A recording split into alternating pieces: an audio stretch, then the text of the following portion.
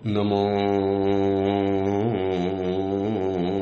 હરિયંતાણમ નમો સિદ્ધાણમ નમો હરિયાણમ નમો વજ્જાયાણમ નમો લોએ સૌ વસાવણમ એસો પંચ નમુકારો સૌ પાવપણાસણો મંગલાહાણમ ચ સૌવેસી બડમમ વૈ મંગલમ મંગલમ ભગવાન વીરો મંગલમ ગૌતમ પ્રભુ મંગલમ હુમ સ્થૂલભદ્રાદ્યા જૈન ધર્મ સ્તુ મંગલમ. પ્રવચનનો વિષય છે નવી સવાર નવો વિચાર. આજથી 1100 વર્ષ પૂર્વે બનેલો આશરે 300 જેટલા નીતિ સૂત્રોથી સુશોભિત નીતિ વાક્યામૃત નામનો ગ્રંથ. સૌથી મોટું દાન, સૌથી મોટું વરદાન, સૌથી મોટો ઉપકાર આ વિશ્વમાં કોઈ હોય તો સારા, સ્પષ્ટ, સુંદર અને કામના વિચારોને અર્પણ કરવાનો. ઘણી વખત માણસો એવા મળે છે કે જેને કોઈ વિચાર જ કોઈ આપ્યો નથી, કોઈ સમજાવ્યું જ નથી. આજે અમે વિહાર દરમિયાન એવા કેટલાય મહાનુભાવોના પરિચયમાં આવીએ. યુવક હોય, નાના હોય, મોટા હોય, બાલિકા હોય, યુવતી હોય, એમને પૂછીએ કે કેમ તમે જીવનમાં આવું કરો છો? તો महाराज हमको किसी ने बताया ही नहीं कि ऐसा नहीं हो सकता है, हमको पता ही नहीं, हमको ये चीज मालूम भी नहीं है. હજી 2 દિવસ પહેલા આ સુરતની અંદરમાં હું અત્યારે જે વેસુની અંદરમાં છું, જ્યાં મારું ચોમાસું થયેલું કેનાલ રોડની અંદરમાં, ત્યાં એક બિલ્ડિંગની અંદરમાં એક નવો પરિવાર રહેવા માટે આવ્યો છે. બિકાનેર તરફથી નવો પરિવાર રહેવા માટે આવ્યો. શિષ્ય એના ઘરે વોરવાની અંદરમાં ગયા, સાથે એક શાવકભાઈ પણ હતા અને એમને સીધી વિનંતી કરી. એટલે ઘરમાં તો રસોઈ તૈયાર નથી, એટલે બીજી વિનંતી કરી, સાહેબ આ ફ્રૂટ છે લઈ જાઓ ને. એટલે કાપેલું ફ્રૂટ નહીં, તૈયાર સીધું જ ફ્રૂટ. એટલે સાથેવાળા શાવકે કીધું કે બેન આવું સાહેબજીને ન ચાલે, સાહેબજી કોઈ નહીં કલ્પતા હે, આપણે ફ્રૂટ કાપવું પડે, 48 મિનિટ થાય અને પછી એ ચાલે. અચ્છા, મતલબ જૈન પરિવાર છે, જૈન છે, છતાં પણ હજી એને વિચાર નથી મળ્યો. અને એ સમયની અંદરમાં એ પરિવારના સદસ્યના મોઢામાંથી એક જ વાત નીકળી કે महाराज हम तक ये बात पता ही नहीं है, हमने कभी जानी नहीं, या किसी ने बताई नहीं, या कभी हमने समझी नहीं. એટલે સારા વિચારો માટે લોકો કેવા તડપતા હોય છે, કેવા તલપતા હોય છે. અને આપણને રોજ એક નવો વિચાર આપનારો આ ગ્રંથ આપણને જન્મતાથી મળ્યો છે. કોને ખબર છે કે આવો ગ્રંથ ભંડારોની અંદરમાં છુપાયેલો છે?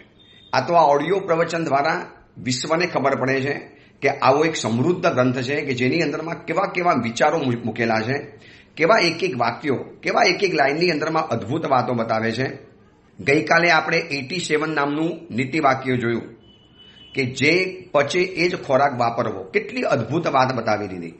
ઘણી વખત એવું થાય છે કે આપણે પ્રેમ લેવા જઈએ છીએ પણ પ્રેમ પચતો નથી. યશ, કીર્તિ, આબાદી આ બધું જ પહેલા તમે પાચન કરવાની શક્તિ પેદા કરો, ડાયજેસ્ટ પાવર પહેલા પાવરફુલ બનાવો અને પછી ભોજન વાપરો. તમને ભોજનનું ક્યારેય નુકસાન નહીં થાય. પણ હવે ભોજન વાપરતા ગયા, અજીર્ણ થઈ ગયું, પચ્યું નહીં, ભોજન પણ ગયું અને શરીરમાં જે હતી શક્તિ પણ ચાલી ગઈ. એટલે કેટલી સરસ મજાની વાત કે પહેલા પાત્રતા પેદા કરો અને પછી પ્રાપ્તિ માટેની કોશિશ કરો. પાત્રતા પહેલા પેદા થઈ નથી અને તમે પ્રાપ્તિ માટેની કોશિશ કરશો. વર્તમાન સમયની અંદરમાં એવું છે કે પ્રાપ્તિ માટેની દોડધામ છે, મેળવવા માટેની દોડધામ, દિવસ રાત મેળવવું છે. બસ બધાને રાતોરાત પૈસાદાર, શ્રીમંત, બધાને રાતોરાત મોટા ક્રિકેટર જેવા ફેમસ થઈ જવું છે, નેતા અભિનેતા જેવું પ્રસિદ્ધ બની જવું છે. પણ આ પ્રસિદ્ધિ, આ યશ, કીર્તિ, ઇજ્જત, માન, સન્માન એ બધી પ્રાપ્તિ માટે તમે મહેનત કરો છો, પણ શું પાત્રતા છે એને પચાવવાની, એને હજમ કરવાની? અગર એ પાત્રતા નહીં હોય અને એ કદાચ મળી પણ ગઈ તો નુકસાનકારક થવાનું. સ્થૂલીભદ્ર સ્વામીજી જેવા 10 પૂર્વ ભણવા સુધી પહોંચી ગયા છે. 500 સાધુની વચમાંથી એક જ મહાત્મા ટકી ગયા. 12 વર્ષ જે કોષાવેશ્યાનો પરિચય છે એના ઘરની અંદરમાં ચોમાસું કર્યા પછી પણ સુવિશુદ્ધ સંયમ પાડી શક્યા છે. એવા સ્થૂલીભદ્ર સ્વામીજી પણ કદાચ જ્ઞાન કે આ ઇજ્જત કે આવા પ્રકારની પ્રસિદ્ધિને પણ પચાવી નથી શક્યા. તો પછી મારી તમારી શું વાત, મારું તમારું શું કર્યું? એટલે કેટલો મજાનો વિચાર આપણને આપ્યો કે પહેલા પાત્ર બનો અને પછી પ્રાપ્તિ માટેની કોશિશ કરો.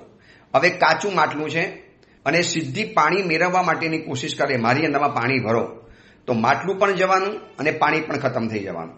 એના કરતાં માટલાને કહેવું પડે કે પહેલાં તમે નિંભાડામાં જાઓ, અગ્નિ મેં જાઓ, વહાં સે પક્કે બંધ કરાવો અને પછી તમારી અંદરમાં પાણી ભરવામાં આવશે તો પાણીને પણ ફાયદો અને તમને પણ ફાયદો. બસ પાત્રતા અને પ્રાપ્તિ એની કેટલી સરસ મજાની વાત બતાવી કે પ્રાપ્તિ પછી છે, પાત્રતા પહેલી છે. હવે આજે 88 નંબરનું સૂત્ર છે. એમાં એક અલગ પ્રકારની વાત બતાવે છે. કેટલા બધા વિચારોની વૈવિધ્યતા આ મહાત્મા લઈને બેઠેલા છે. કેટલો બધો વિચાર હશે, કેટલી બધી મનની અંદરમાં વિચારોની શ્રેણી ઊભી કરી હશે, ત્યારે જ આવા વાક્યો બની શકે, આવા વન લાઇનર વસ્તુઓ બની શકે. એટલે કેટલું બધું જ્ઞાન પરિપક્વ થયું હોય ને એમાંથી એક છેલ્લે લાઈન નીકળે અનુભવના અર્ક સમાન, અનુભવનો છેલ્લો પરિપાક સમાન. તો 88 નંબરના સૂત્રમાં એ વાત બતાવે છે, અનાલોક લોચનમ ઇવ અશાસ્ત્રમ મન કિયત પશ્યેત. અનાલોક લોચનમ ઇવ અશાસ્ત્રમ મન કિયત પશ્યેત. મતલબ અનાલોક એટલે ન જોઈ શકનારી, જેની પાસે વિઝન નથી, જે જોઈ નથી શકતી, એવી આંખની જેમ શાસ્ત્ર ભણ્યા વગરનું મન કેટલું લાંબુ પોતાના જીવનનું જોઈ શકશે. એટલે આની અંદરમાં એક દીર્ઘ દ્રષ્ટિની વાત બતાવે છે કે માણસે જિંદગી જેવી છે તો ટૂંકી નજર નહીં ચાલે, એને બહુ લાંબુ જોવું પડશે, બહુ દૂરનું જોવું પડશે. તાત્કાલિક ફલ, તાત્કાલિક ફાયદો, તાત્કાલિક જે મળે લઈ લેવાનું, આવું ન કરી શકાય. દૂરના નુકસાનને જોતા પહેલા નજીકના ફાયદાને વિચારી લેવાનું. તમે એમ માનો કે આટલું બધું મારે નુકસાન વેઠવાનું, અરે બાબા દૂરનું નુકસાન જોતા પહેલા તમે નજીકનો ફાયદો જોઈ લો. નજીકમાં તો ફાયદો મળે છે, અને નજીકના ફાયદાને જોતા પહેલા દૂરના નુકસાનને પણ જોઈ લેવાનું છે. તાત્કાલિક આંધળું નથી કરવાના. અને એના માટે આ મહાત્મા બતાવે છે, ન જોઈ શકનારી આંખની જેમ શાસ્ત્ર રહિત, શાસ્ત્ર ભણ્યા વગરનું મન કેટલું જોઈ શકશે, કેટલું ખેંચી શકશે. એટલે જે આંખની પાસે જોવાની તાકાત નથી એ આંખ કેટલું જોઈ શકવાની, જેનું વિઝન કમજોર પડી ગયું, જે આંખની અંદરમાં જોવાની દ્રષ્ટિ ચાલી ગઈ, જે આંખનું વિઝન ચાલી ગયું, જે આંખની અંદરમાં થોડુંક અંધાપા જેવું છવાઈ ગયું, જે આંખો ઝાંખી પડી ગઈ છે, એ કેટલું જોઈ શકવાની. તમે ગમે એટલી આંખને ખેંચશો પણ જોઈ નહીં શકાય, કારણ કે અનાલોક લોચન છે, જે લોચન જોઈ નથી શકતા. તો નહીં જોઈ શકનારી આંખની જેમ શાસ્ત્ર ભણ્યા વગરનું મન, અશાસ્ત્રમ મન. આ મન કેવું છે? જેની પાસે શાસ્ત્રનો કોઈ બોધ નથી, જેની પાસે પરંપરાનું કોઈ જ્ઞાન નથી, જેની પાસે સિદ્ધાંત અને સામાચારીની કોઈ વાત નથી, જેની પાસે ઇતિહાસની કોઈ પરંપરા નથી, જેની પાસે પૂર્વ પુરુષો કયા પગલે ચાલી ગયા જેની આપણને ખબર નથી. મોટી શાંતિમાં બોલીએ છીએ ને, મહાજનો યેન ગતઃ સપંથા. મહાજન જેની ઉપર ચાલી ગયું છે એ રસ્તો કહેવાય. હવે એ રસ્તાની ગતાગમ નથી, કારણ કે શાસ્ત્ર જ નથી ભણ્યા, પુસ્તક નથી ભણ્યા, પુસ્તક હાથમાં નથી લીધું, કોઈ ઇતિહાસ નથી વાંચ્યો, જીવિચાર, નવતત્વ, દંડક, ઇતિહાસ, આવા બધા ગ્રંથો કે પ્રવચનો સાંભળ્યા નથી. તો એવું મન કેટલું જોઈ શકશે, કેટલે સુધી પહોંચી શકશે? છેલ્લે મન થાકી જવાનું, હતાશ બની જવાનું. એક વાત બતાવું, આ વાક્ય બતાવીને જાણે કે વર્તમાન સમયની અંદરમાં જેટલા લોકો સુસાઇડ કરે છે, જેટલા લોકો આપઘાત કરે છે, એ લોકોના માટે આ વાક્ય જરૂરી છે. કેમ મન લાંબુ નથી જોઈ શકતું? અરે તકલીફ આવી તો તમે મન એમ જોવે મારો જ ગુનો છે, મેં જ ગયા ભાવમાં અંતરાય કર્મ પેદા કર્યા, મેં જ ગયા ભાવની અંદરમાં કોઈ કર્મ એવું કર્યું કે જેના કારણે મને જીવનમાં સહન કરવાનું આવ્યું છે, તો હવે સહન કરી લેવાનું. આ લાંબુ જોનારું મન છે. ટૂંકું જોનારું મન હોય તો શું કે હાય હાય કેવી રીતે જીવાશે, આવી રીતે જીવાશે, આવી રીતે મારી જિંદગીમાં જીવવાનું. નવા નવા લગ્ન કર્યા, સાસરાની અંદરમાં તકલીફોનો કોઈ પાર નથી, અને પછી નવી પુત્ર વધુ શું વિચારે, આવું તો કેટલા વર્ષ જિંદગી જીવાશે, આવી રીતે જિંદગી જીવવાની, આવું રીબાઈને, આવું પરેશાન થઈને, આના કરતાં સુસાઇડ કરીને મરી જવું, આપઘાત કરી નાખું. આ ટૂંકો રસ્તો પકડ્યો. કેમ? અશાસ્ત્રમ મનઃ કિયત પશ્યેત અનાલોક લોચનમ એવ. નહીં જોઈ શકનારી આંખની જેમ શાસ્ત્ર વગરનું મન. શાસ્ત્ર વગરનું મન એટલે જેની પાસે શાસ્ત્રનો બોધ નથી, શાસ્ત્રનું કોઈ જ્ઞાન નથી, જેની પાસે પૂર્વ પુરુષોએ બનાવેલા ગ્રંથોનું કોઈ વિઝન નથી, તો એવું મન કેટલું જોઈ શકશે? કિયત પશ્યેત. કેટલી સરસ મજાની વાત બતાવે છે મહાત્મા કે મન ઉપર શાસ્ત્રની છાપ હોવી જોઈએ. મન શાસ્ત્ર ચક્ષુવાળું છે. સાધવ શાસ્ત્ર ચક્ષુષા. આવું મહોપાધ્યાય યશોવિજયજી મહારાજાએ જ્ઞાનસાર અષ્ટકમાં લખ્યું છે કે સાધુઓ શાસ્ત્ર ચક્ષુવાળા હોઈ શકે. શાસ્ત્રનો મતલબ છે પોતાની ધર્મની પરંપરાનું. જેમ ચર્મ ચક્ષુ છે ને આપણી સામે, આપણે ચામડાની આંખેથી જેમ જોઈ શકીએ છીએ, પણ કેટલાક અગોચર તત્વો, કેટલાક અદૃશ્ય બાબતો, કેટલીક ઇનવિઝિબલ વસ્તુઓ જે આપણે આવા શાસ્ત્ર દ્વારા જાણી શકવાના હતા. શાસ્ત્ર ભણ્યા પછી ખબર પડે કે ગયા ભવની અંદરમાં બહુ કર્મો બાંધીને આવ્યો છું, માટે આ ભવમાં અપયશ, અનાદય, અપકીર્તિ, તિરસ્કાર આ બધું સહન કરવું પડે છે. તો ભાઈ મારું જ કોઈ કર્મ છે, મમૈવ કર્મસ્ય અયમ દોષ, મારા જ આ કર્મનો દોષ છે, મેં જ કોઈ કર્મ બાંધ્યું છે, તો મારે સહન કરી લેવાનું. આમાં હાઈવોય નહીં કરવાની, આમાં રડારોડ નહીં કરવાની, આપઘાત કરવાનો વિચાર કરી નવું પાછું કર્મ નથી બાંધવું. અને આ જ થિયરી ઉપર બધી જ મહાસતીઓ અને મહાપુરુષો ઘોર ભયંકર ઉપસર્ગોની અંદરમાં ટકી ગયા છે. કેવા કેવા દુઃખો આવ્યા છે મહાસતીઓ પર વિચારી લો. રોજ આપણે જે મહાસતીઓને સવારના સમયમાં યાદ કરીએ છીએ, ભરેસર બાહુબલી અને આ બાજુ સુલસા ચંદનબાલા, એક મહાસતીઓને જો દરેક ઉપર આક્ષેપ, દરેકની ઉપર આઘાત, દરેકની ઉપર તિરસ્કાર, અપમાન, એમની ઉપર આંગળીઓ ચિંધાઈ, એમની નિંદા થઈ, એમને ઘરમાંથી બહાર કાઢી મૂકવામાં આવ્યા, એમની ઇજ્જત નીકળી ગઈ. આટલા બધા ભયંકર તોફાન અને વાવાઝોડાના વચની અંદરમાં દુઃખના ડુંગરો તૂટી પડ્યા, પણ એ નથી તૂટી. આજે તો નાનકડી દુઃખની કાંકરી પણ મસ્તક ઉપર પડે ને જીવનમાં આવે અને વ્યક્તિ તૂટી પડે છે. કેમ તૂટી પડે છે? અશાસ્ત્રમ મન કિયત પશ્યેત. ભાઈ, શાસ્ત્ર વગરનું મન કેટલું જોઈ શકવાનું, કેટલું લાંબુ જોઈ શકવાનું? આ દીર્ઘ દ્રષ્ટિની વાત. શાસ્ત્ર ભણે ને એટલે એની પાસે દીર્ઘ દ્રષ્ટિ આવે. આપણી પાસે અત્યારે બહુ સામાન્ય દ્રષ્ટિ છે, ટૂંકી નજર. મને તકલીફ આપી એ મારો વિરોધી, મને હેરાન કર્યો એ મારો દુશ્મન, મારા જીવનની અંદરમાં જેને ઊંધું છતું કર્યું એની સાથે આપણે એવું કરવાનું. આ બધું છે ને ટૂંકું મન છે, શાસ્ત્ર ભણ્યા વગરનું મન છે. પણ જેની પાસે બહુ પહોળું મન છે, એટલે એક વાક્ય યાદ રાખવા જેવું છે, લંબી મંજિલ કે મુસાફિર छोटी छोटी बाबतों में झगड़ा नहीं करता. भाई, જેને બહુ લાંબી મુસાફરી ખેંચવાની છે, છેક મોક્ષ નગર સુધી મુસાફરી ખેંચવી છે, એવી વ્યક્તિઓએ આવી નાની નાની ક્ષુલ્લક બાબતોમાં મને કોઈ સંભળાઈ ગયું, મને કોઈ કહી ગયું, મારી ઉપર આક્ષેપ કરી ગયું, અરે મારું જાહેરમાં બદનામી કરી, 10 જણાની વચમાં મારું ઇન્સલ્ટ કરી નાખ્યું, અરે કર્યું તો કર્યું ઇન્સલ્ટ, આપણને ઉતારી પાડ્યા. પણ જો લાંબુ મન હશે ને, લાંબુ જોનારું મન, શાસ્ત્ર સહિતનું મન હશે, શાસ્ત્ર જ્ઞાનવાળું મન હશે, એ તૂટી નહીં પડે, એ લાંબુ જોશે. કેમ મારી સાથે જ કેમ આવું થયું? અને બીજી એક વાત, અંજના સુંદરીને જ્યારે કોઈએ પૂછ્યું કે તમારા સાસુએ જ્યારે તમારી ઉપર આટલા ભયંકર આક્ષેપ કર્યા, તમને કુલટા કીધી, તમને અસત્ય કીધી, તમને બદચલન કીધી, તમને ચારિત્રહીન સ્ત્રી બતાવી, તમને કેરેક્ટર લૂઝ લેડીઝ બતાવી, તમારી ઉપર આટલા બધા ભયંકર આક્ષેપો થયા, છતાં પણ તમારા મનની અંદરમાં સાસુ ઉપરનો એક પણ દ્વેષ ભાવ ના આવ્યો? તમે સાસુને માફ જ કરી દીધી? સાસુ જ્યારે માફી માંગવા માટે આવી કે અંજના મને માફ કરી દે બેટા, મને ખબર નહીં કે તું આટલી મહાસતી છે, આવતીકાલે તારું નામ મોટા મોટા મહાપુરુષો એમના જીવવા ઉપર લેવાના છે, બેટા મને માફ કરી દે. ત્યારે અંજના કહે છે કે માં, મેં તમારો ગુનો નોંધ્યો જ નથી તો માફ કેવી રીતે કરું? મેં તમારો ગુનો જ નથી નોંધ્યો. ત્યારે બાજુવાળા પૂછે કે અંજના, આવું કેવી રીતે? આવું આટલી ઉદારતા, તારું મન આટલું લાંબુ કેવી રીતે જોઈ શકે છે? ત્યારે અંજનાએ એક જ કીધું, હું વ્યક્તિનું વર્તન આજનું નથી જોતી, ગયા ભવના હિસાબે જોઈ લઉં છું.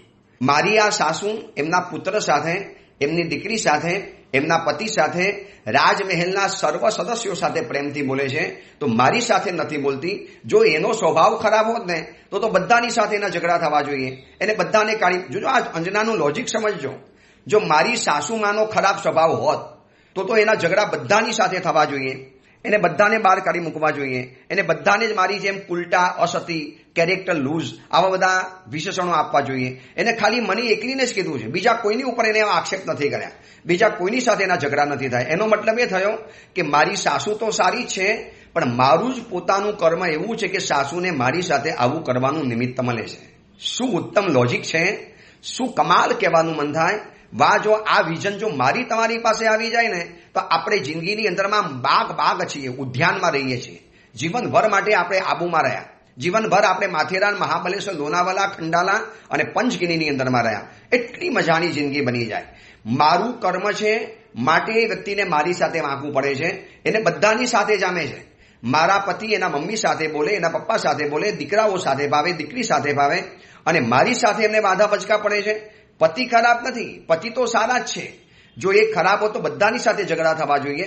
મારું જ પોતાનું કર્મ ખરાબ છે, મેં જ અંતરાય કર્મ કર્યા છે, મારો સ્વભાવ ખરાબ છે, મેં જ કોઈ ભવની અંદરમાં કોઈની ઉપર ચારિત્ર હનન કર્યું, એની ઉપર ખોટા ગંદા આક્ષેપો કર્યા, એનો બદલો આજે કર્મ રાજા મારી સામે લઈ રહેલો છે, તો મારે સહન કરી લેવાનું. શું આ લોજિક છે? મનને ખુશ રાખવામાં, મનને પ્રસન્ન, તરોતાજા રાખવાની અંદરમાં કેટલી અદ્ભુત વાત. પણ આ વાત ક્યારે ખબર પડે? શાસ્ત્ર ભણેલું મન હોય તો. એટલે શાસ્ત્ર મન કિયત પશ્યેત, એની એક સીમા આવી જાય, એની મર્યાદા આવી જાય. કિય શબ્દ મર્યાદા માટે છે. ભાઈ, શાસ્ત્ર ભણ્યા વગરનું મન બહુ લાંબુ નહીં જોઈ શકે, પછી એ રગડા ઝઘડા મારામારી બદલો સોપારી આપવી ખતમ કરી નાખું, મારી જિંદગીમાંથી હટાવી દેવા, એનો કાંટો કાઢી નાખો, આવું જ બધું મગજમાં ચાલશે. એટલે શાસ્ત્ર ભણ્યા હોય, મહાસતીઓની મહાપુરુષોની વાર્તાઓ વાંચી હોય, તમે એક એક આવા પ્રવચનો સાંભળ્યા હોય, જે આપણે તરંગવતી મહાસતીની સાધ્વીજીની જિંદગી જોઈ, ઋષિ દત્તા મહાચરિત્રની કથા આપણે જાણી, એવા કેટલાય બધા મહાપુરુષો, અંબર ચરિત્ર, ધન્યકુમાર ચરિત્ર, આ બધાની કથાઓ વાંચી અને વાંચતા વાંચતા શાસ્ત્ર સહિત મન બન્યું. એટલે હવે ઓડિયો પ્રવચન સાંભળનારા કેટલાય લોકોના ફોન ને સમાચાર મેસેજ એવી રીતે આવે, પર્સનલ જ્યારે મળે ત્યારે પણ એ જ વાત કરે કે ગુરુદેવ આ પ્રવચન સાંભળ્યા પછી જિંદગી આખી બદલાઈ ગઈ. હવે આખો મનનો જોવાનો વિઝન જ એંગલ બદલાઈ ગયો. અમે આ સુધીની અંદરમાં બધાને દુશ્મન માનતા હતા, બધાને વિરોધીઓ માનતા હતા, બધાને ખરાબ માનતા હતા. મારાથી જે બસ મારું ધાર્યું ન કરે એ વ્યક્તિ ખરાબ, મારું ધાર્યું ન કર્યું એ મારું દુશ્મન. પણ હવે સમજાયું કે એ દુશ્મન નથી, દુશ્મન તો મારું પોતાનું કર્મ છે. એ વ્યક્તિને એના કારણે મારી સાથે આવું કરવાનું મન થાય છે. બાકી કેમ બધા સાથે આવું નથી કરતું? સજ્જન ગણાતી વ્યક્તિને મારી સાથે દુર્જનતા ભર્યો વ્યવહાર કરવાનું મન થાય છે, તો વ્યક્તિ દુર્જન નથી, મારું પોતાનું કર્મ જ એવું છે કે એને મારી સાથે દુર્જનતા ભર્યો વ્યવહાર કરવો પડ્યો. આ અંજના સુંદીનો જીવનનો નિયમ.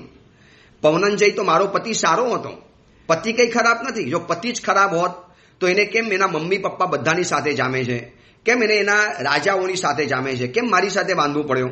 જો ખરાબ હતો બધાની સાથે, તમને ખબર છે લીમડો કડવો છે તો બધાને કડવો લાગે છે, સાકર મીઠી છે તો બધાને મીઠી લાગે છે.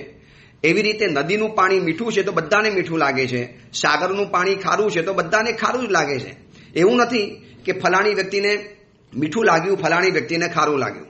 અરે ભાઈ, કેરી મીઠી છે તો બધા માટે મીઠી છે, યુનિવર્સલ ટ્રુથ છે. સાકર મીઠી છે તો મીઠી જ છે, બધા માટે મીઠી. તો વ્યક્તિ તો બધા માટે સારો છે, પણ મારા માટે ખરાબ કેમ થઈ ગયો? કારણ કે મારું જ કર્મ એવું છે કે એને મારી સાથે આવું કરવાનું મન થયું. વ્યક્તિ ખરાબ નથી, એને મારી સાથે કરવાનું આવું મન થયું. વ્યક્તિ તો સારો જ છે, સાકર સારી છે, લીમડો કડવો છે તો બધા માટે કડવો છે. તો મારો પતિ ખરાબ હોત તો બધા માટે ખરાબ હોત, પણ મારો પતિ સારો છે, બધાના માટે સારો છે, મારા એકલા માટે ખરાબ થયો. એનો મતલબ એ થયો કે મારું જ પોતાનું કોઈ કર્મ એવું છે. સાકર મીઠી છે ને કોકને કડવી લાગે છે, તો એનો મતલબ એ થયો કે એના મોઢાની અંદરમાં કડવા લીમડાની ગોળી પડી હશે, એના મોઢાની અંદરમાં કડવાશ ભરેલી હશે, અથવા તો એને કરિયાતું પીધેલું હશે માટે એનું મોઢું કડવું છે. બાકી સાકર તો ક્યારે કડવી હોઈ જ ન શકે, એમ વ્યક્તિ ક્યારે ખરાબ ન હોઈ શકે. મારું પોતાનું કર્મ છે, એટલે સારી વ્યક્તિને મારી સાથે ખરાબ કરવાનું મન થયું. શું એંગલ છે?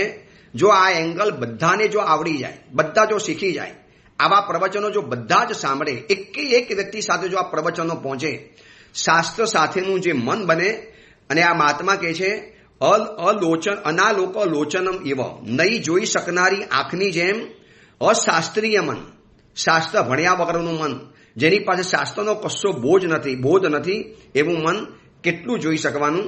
આ બધા મહાપુરુષો એટલા માટે જોઈ શક્યા. મૈણા સુંદરી જો કેમ આટલી બધી ક્ષમતા રાખી શકી? કારણ કે નય જાણે નવ તત્વના કર્મ ગ્રંથ પર્યાય, આ બધું એને મોઢે કરેલું હતું. કર્મગ્રંથ મોઢે કર્યા, કર્મ થિયરી સાંભળી, કર્મની વાતો સાંભળી. આ વખતે ચાતુર્માસ મારું મહાવીરે ધામની અંદરમાં છે. મહાવીરે ધામ શ્વેતાંબર મૂર્તિ પૂજક જૈન સંઘ વેસુની અંદરમાં, સુરતની અંદરમાં. તો આ વખતે ચાતુર્માસમાં પ્રવચન ગ્રંથ લીધો છે કર્મકુલકનો. બસ આવી જ કર્મની થિયરી અને વાતો બતાવી છે ત્યાં. એ સાંભળ્યા પછી ક્યારેક એવા પ્રસંગો ઘરમાં બને તો એ વાત યાદ આવશે કે ગુરુદેવે પ્રવચનમાં કીધેલું હતું. બરોબર છે. હવે છે ને એ સમયે ક્ષમતા રાખવાનું કેમ મન થયું? કારણ કે મનમાં શાસ્ત્રની વાતો આવી, શાસ્ત્રની વાતો યાદ આવી. હવે જે પ્રવચનમાં નથી જતા, અને હું તો એવા લોકોને કહું છું કે ભાઈ પ્રવચન તો તમારા માટે એટલું બધું કામનું છે, એટલે બધાના માટે કામનું છે, મારા તમારા બધા માટે. એક ગુરુ ભગવાન કેટલાય શાસ્ત્રોનો નિચોડ કાઢી અને તમને પ્રવચન આપે છે. કેટલા બધા ગ્રંથોનું અધ્યયન કરી એનો સાર પકડીને તમને પ્રવચન આપે છે. હવે આપણે એ બધા ગ્રંથો વાંચવાની અંદરમાં જઈએ તો વર્ષોના વર્ષો નીકળી જાય. એના કરતાં આપણને કોઈ તૈયાર અત્તર આપે છે, કોઈ આપણને ફૂલદાની આપેલો, આ ફૂલો એમાંથી તમે અત્તર બનાવી દેજો. અરે બાબા, હું ક્યાં બનાવવા જાઉં? યાર તમે બનાવી આપો ને. તો આટલા બધા શાસ્ત્રોમાંથી નિચોડ પકડી અને આપણને જ્યારે આ પ્રવચન આપતા હોય તો ચાતુર્માસમાં શું 1 કલાક આપણે પ્રવચન ન સાંભળી શકીએ? શાસ્ત્ર સહિતનું મન બનશે અને પછી એ લાંબુ જોઈ શકશે. વિપત્તિ, તકલીફ, આપત્તિની અંદરમાં આપણને બહુ બચાવ આપી શકશે. ચર્મચક્ષુ નથી તો કશું જ નથી દેખાતું, એમ શાસ્ત્ર ચક્ષુ નથી તો આપણને કશું સમજાતું પણ નથી. જો ચામડાની આંખ નથી તો આપણને કશું દેખાશે નહીં, તો શાસ્ત્ર ચક્ષુ નથી તો આપણને કશું સમજાશે નહીં. કોઈ પણ વાતને સીધા એંગલથી સમજવી હોય તો શાસ્ત્ર જ્ઞાન જોશે. શાસ્ત્ર જ્ઞાન વિના ખબર નહીં પડી શકે. એટલે કેવું છે ખબર છે, ચર્મ ચક્ષુથી મંદિર દેખાશે, ઉપાસય દેખાઈ જશે, મહાત્માઓ દેખાઈ જશે, પણ શાસ્ત્ર ચક્ષુ હશે ને તો એને એક સમજવાનો રસ્તો અલગ પ્રકારનો જોવા માટે મળશે. બાકી એના એ જ ગ્રંથો, એની એ જ વસ્તુઓ નથી ભણ્યા ત્યાં સુધીની અંદરમાં એવું છે. અને જે વ્યક્તિઓ એકવાર ભણી જાય છે પછી કેવો એનો વૈરાગ્ય ખીલી ઉઠે. આજે એવા કેટલાય મુમુક્ષુઓ છે, પૂછો એમને કે જ્યારે કશું ખબર નથી ત્યારે એમની પણ જિંદગી આવી જતી વિલાસ અને રંગરાગ ભરેલી. પરંતુ જેવા શાસ્ત્રો ભણ્યા, ગુરુકુલ વાસની અંદરમાં ગયા, પ્રવચનો સાંભળ્યા, ગુરુ ભગવતની સાથે રહ્યા અને પછી કેવી જિંદગી આખી ખુલી ગઈ. પૂજ્યપાદ હરિભદ્ર સુરીશ્વરજી મહારાજા જ્યાં સુધી ગ્રંથો નતા ભણ્યા ત્યાં સુધી શબ્દ શું બોલતા હતા? હસ્તીના તાળીય માનોપી ન ગચ્છેત જીન મંદિરમ. હાથી એકવાર કચડી નાખશે તો મંજૂર રાખીશ, પણ આ જૈનોના દેરાસરમાં તો હું ક્યારે પણ નહીં જાઉં. પછી જ્યારે શાસ્ત્ર ભણ્યા પછી શબ્દ શું બોલ્યા? હા અણાહા કહમ હુંતા જૈન હુંતા જીણાગમો. આ ઘોર અવસર પીઢીમાં અમારું શું થાત જો આવા આગમ ગ્રંથો આપણને ન મળ્યા હોત. આવા શાસ્ત્રો, આવા પ્રવચનો, આવા પુસ્તકો. અને વર્તમાન સમયમાં તો એટલો મોટો ઉપકાર છે સાધુ ભગવંતોનો, સમણી ભગવંતોનો, કે કેટલા મહાત્માઓ કેટલા અદ્ભુત ચિંતનથી ભરેલા પુસ્તકો કાઢે છે. એક એક પુસ્તક વાંચતા વાંચતા આફરીને પોકારી જવાય. કેટલાક કથાને આખી એક નવલકથાના સ્ટાઇલમાં ઢાળીને લખે. કેટલાક મહાપુરુષો પ્રવચનોના ગ્રંથોના પુસ્તકો બહાર પાડે. પૂજ્યપાદ રત્નસુંદર સુરીશ્વરજી મહારાજાનું હમણાં 488મું પુસ્તક આવી ગયું, 488. ટૂંક સમયમાં 500 પુસ્તક ગુરુદેવના બહાર પડી જવાના. એક જ મુનિ ભગવાન, એક જ આચાર્ય ભગવાન 500 પુસ્તકો એકલા હાથે લખી શકે? એટલે કેટલું બધું વિચાર્યું હશે, કેટલું બધું વાંચ્યું હશે, કેટલું બધું ચિંતન કર્યું હશે, કેટલા બધા અનુભવ લીધા હશે, ત્યારે 500 પુસ્તકો લખી શકાય. આવા બધા પુસ્તકો વાંચીએ. પૂજ્યપાદ ભદ્રગુપ્ત સુરીશ્વરજી મહારાજા શું અદ્ભુત પુસ્તકો લખ્યા છે, કથાના આફરીન પોકારી જવાય. આજે એને જેટલા પણ વાંચીએ. હમણાં ડેલાવાળા પૂજ્યપાદ આચાર્ય ભગવાન જગતચંદ્ર સુરીશ્વરજી મહારાજાએ એક વધુ મોટો ઉપકાર કર્યો કે એમને પૂજ્યપાદ ભદ્રગુપ્ત સુરીશ્વરજી મહારાજાના બધા જ પુસ્તકોનું ઇંગ્લિશ ટ્રાન્સલેશન કરી દીધું, ઇંગ્લિશ તર્જુમો. જેટલી પણ મહાન કથાઓની પુસ્તકો છે ભદ્રગુપ્ત સુરીશ્વરજી મહારાજાની, એ બધાને ટ્રાન્સલેટ કર્યા ઇંગ્લિશ ભાષામાં, જેથી એ લોકોને પણ વાંચવા માટે મળે. કેટલી બધી મહાત્માઓ મહેનત કરે છે, કેટલી બધી. સંસ્કૃતના ગ્રંથો હતા, વાંચતા નતા આવડતા, એનું આખું ગુજરાતી ભાષાંતર બહાર પાડ્યું. આપણે જે હમણાં કુંવલીમાલા ગ્રંથ પરિપૂર્ણ કર્યો 218 પ્રવચનની અંદરમાં. હવે કુંવલીમાલા ગ્રંથ માનો તમે એકલા વાંચવા માટે ગયા હોત તો કદાચ કંટાળો પણ આવી જાય, પણ એને આખી એક નવી રીતે, નવી શૈલીમાં, વર્તમાન સમયની સાથે તો કેટલું બધું મારે વિચારવું પડ્યું હોય, કેટલું બધું મારે સમજવું પડ્યું હોય, અને પછી એને એવી રસાળ શૈલીની અંદર હું આપી શકું. હવે જે ચોમાસામાં પ્રવચન શરૂ થવાના છે જીવવિચાર ઉપરના, આ વખતે વિચાર્યું છે કે જીવવિચાર ઉપરના પ્રવચન કરવા છે. લોકોને એટલી બધી વિરાધના અને હિંસામાં ચકચૂર બની ગયા છે. ઘરની અંદરમાં વિરાધના અને હિંસાના અખાડા ઉભા થઈ ગયા. એટલી બધી પાર વગરની વિરાધના. આરાધના તો નવી વધતી નથી અને વિરાધના રોજ પૂર બહારમાં વધતી ચાલે છે. તો હવે એની સામે લાલ બત્તી બતાવનારો આ ગ્રંથ છે જીવવિચાર, જેનાથી આપણને ખબર પડશે કે મારે એકેન્દ્રિય, બેન્દ્રિય, તેન્દ્રિયને કેવી રીતે બચાવવા. જીવોના 563 ભેદ એને વર્તમાન સમયના અનુલક્ષની અંદરમાં વર્તમાન સમયના સંદર્ભોની સાથે જોડી અને જ્યારે હું જીવવિચારના પ્રવચનો આપીશ તો હવે આ બધું તમે જાતે વાંચવા જાઓ. હું કેટલાય પુસ્તકોમાંથી ભેગું કરીને તમને બતાવીશ, કેટલાય પુસ્તકોમાંથી સાર ભેગો કરીને તમને બતાવું, અને ડાયરેક્ટ વાંચવાની અંદરમાં જાઉં કદાચ ખબર પણ ન પડે. તો એટલા માટે આ મહાત્મા કહે છે અશાસ્ત્રમ મનઃ કિયત પશ્યેત. ભાઈ કેટલું જોઈ શકશે એ મોટો સવાલ છે. આપણને પૂછે છે કે જેમ નહીં જોઈ શકનારી આંખ, અનાલોકો લોચનમ એવા, નહીં જોઈ શકનારી આંખ કેટલું જોઈ શકવાની, એમ શાસ્ત્ર નહીં ભણેલું મન કેટલું ટકી શકવાનું. કટોકટીમાં, મુશ્કેલીમાં, આપત્તિમાં, કપરા સંયોગોમાં, જીવનની ઘોર પરીક્ષાઓના સમયની અંદરમાં, જીવનનો જ્યારે ખરાબ સમય ચાલતો હોય ત્યારે, જીવનની અંદરમાં જ્યારે ચારે કોરથી આપત્તિઓ અને વિપત્તિઓ ઘેરાઈ ગઈ હોય, તો એવા સમયની અંદરમાં કોણ ટકી જાય છે? જે શાસ્ત્ર ભણ્યું છે એવું મન. ભણ્યું છે એટલે જેની ઉપર શાસ્ત્રની છાપ છે, જેની ઉપર શાસ્ત્રનો સંદેશો પડેલો છે, જેની ઉપર શાસ્ત્રોની અસર પડેલી છે, જેની ઉપર શાસ્ત્રોની વિચારણાઓ વારંવાર સિંચાયેલી છે. એ જ મન બચી જવાનું, બાકી બચવાનું નથી. બાકી જો રોજ પેપર ખોલીએ છીએ અને સારી સારી વ્યક્તિઓના સમાચાર મળે છે કે સુસાઇડ કરીને રવાના થઈ ગયા. 9-9 વર્ષના બાળકો, 18 વર્ષના યુવકો અને યુવતીઓ, 50-40 વર્ષના ભાઈઓ અને બહેનો બીમારી આવી અને મરી ગયા. આજે જ હું તમને આજે જે પ્રવચન આપું છું ને, તો આજના પેપરમાં સુરતની અંદરમાં મેં સમાચાર વાંચ્યા છે કે 18 વર્ષની એક કન્યા શરીરના રોગથી પરેશાન હતી. દવા ઘણી કરી પણ રોગ મટતો નહોતો. એને ભવિષ્યના બધા વિચારો આવી ગયા. હવે બીમાર રહીશ, કોણ મારી સાથે લગ્ન કરશે, મમ્મી પપ્પા મારો ખર્ચો કેટલો કરશે, પછી કોણ મને પતિ મળવાનો, કોણ મારું ધ્યાન રાખવાનું, બસ આ બધા વિચારોમાં ચડી ગઈ અને એ છોકરીએ સુસાઇડ કરી નાખ્યું. 18 વર્ષ, 18 યર્સ. હવે કેમ આવું થયું? તો એને વિચારવું જોઈએ કે જો ગયા ભવની અંદરમાં કંઈક કર્યું છે માટે બીમારી આવી. હવે અહીંયા હસતા મોડે ખપાવી લઉં, અહીંયા હસતા મોડે સહન કરી લઉં, તો આવતા ભવની અંદરમાં મને જલ્દી ઇઝીલી મારું કામ પતી જાય. પણ હવે આ ભવની અંદરમાં હું કરવા તૈયાર નથી, આ ભવની અંદરમાં સહન નહીં કરું, તો આવનારા ભવની અંદરમાં મારું કેવી રીતે ચાલવાનું? બસ આવો એક બોધ, આવી એક સમજણ, આવી એક સ્પષ્ટ રૂપરેખા એ શાસ્ત્ર દ્વારા મળશે, બીજા દ્વારા નહીં મળે. અને એક દુઃખની બાબત બતાવું, અતિ દુઃખની બાબત. કરોડો અબજો રૂપિયાની ઇન્ડસ્ટ્રી ચાલે છે એજ્યુકેશનની અંદરમાં. કેટલી અબજો રૂપિયાની ફીસ, લાખો રૂપિયા પડાવાય છે એક એક સિલેબસ ભણાવવા માટે. આઈટી અને બીજા બધા કોર્સ કરવા માટે જમવું હોય આઈઆઈટીની અંદરમાં કેટલા લાખો રૂપિયા માતા પિતાના સભા બની જાય. પણ આ બધું ભણ્યા પછી સરવારે દીકરા દીકરીઓ સ્ટ્રોંગ તો બનતા જ નથી. કેટલા ઢીલા, કેટલા કમજોર, કેટલા માયકાંગલા. તકલીફ આવી અને સુસાઇડ કરી નાખો, મરી જાઓ, આપઘાત કરી નાખો, જિંદગીની પથારી ફેરવી નાખો. અરે હમણાં તો જે આપઘાતના જે કિસ્સા સાંભળવા માટે મળે છે ને, મન ક્યારેક વિચલિત બની જાય છે કે શું થશે, કે માણસો આટલા બધા અંદરથી ડરપોક કેમ છે. અરે અમારા ગુરુકુળમાં ભણનારી વ્યક્તિઓ, આ મૈણા સુંદરી અને ચંદનબાલાઓ કેવી ટકી ગઈ, અંજના સુંદરી કેવી ટકી ગઈ. અને આજના ઓક્સફર્ડ યુનિવર્સિટી, સારામાં સારી મોટી મોટી યુનિવર્સિટી કોલેજમાં ભણનારી આ યુવા પેઢી કેમ આટલી બધી અંદરથી ખોખલી છે, કેમ આટલી બધી ઢીલી છે?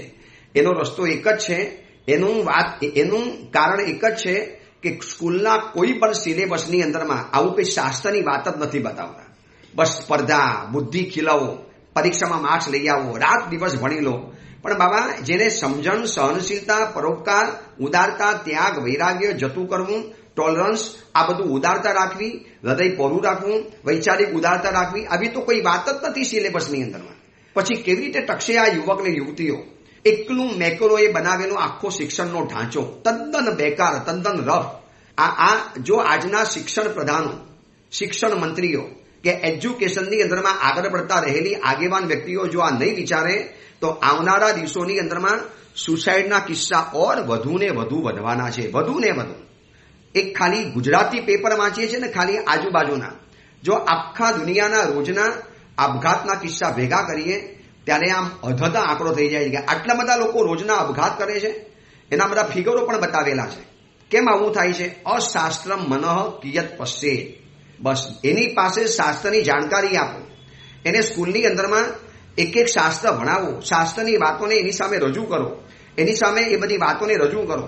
એટલે વચ્ચે વાત આવેલી હતી ને કે સ્કૂલના સિલેબસની અંદરમાં ભગવદ્ ગીતા મૂકવાના હતા, દરેક ધર્મના એક એક ગ્રંથોની વાતો બતાવવાના હતા. તો સેક્યુલર વાળાઓએ વિરોધ કર્યો કે આવું બધું કેમ ભણાવવાનું? બસ આ બધા અંગ્રેજોના પીઠુઓ અને વિદેશી વ્યક્તિઓના હાથા બનેલા વ્યક્તિઓ આ દેશને પાયમાલીના શિખર ઉપર લઈ જવા માટે માંગે છે. અરે સ્કૂલની અંદરમાં આવા ગ્રંથોને ભણાવો તો બાળકો ટકશે, એનામાં મોરલ આવશે, એની અંદરની સહનશક્તિ વધશે, એનો પાવર વધશે. દુઃખોની સામે કેમ ટકવું, દુઃખોની સામે કેમ ફાઇટ આપવી, આ શાસ્ત્ર ભણ્યા વગર તો નહીં થાય.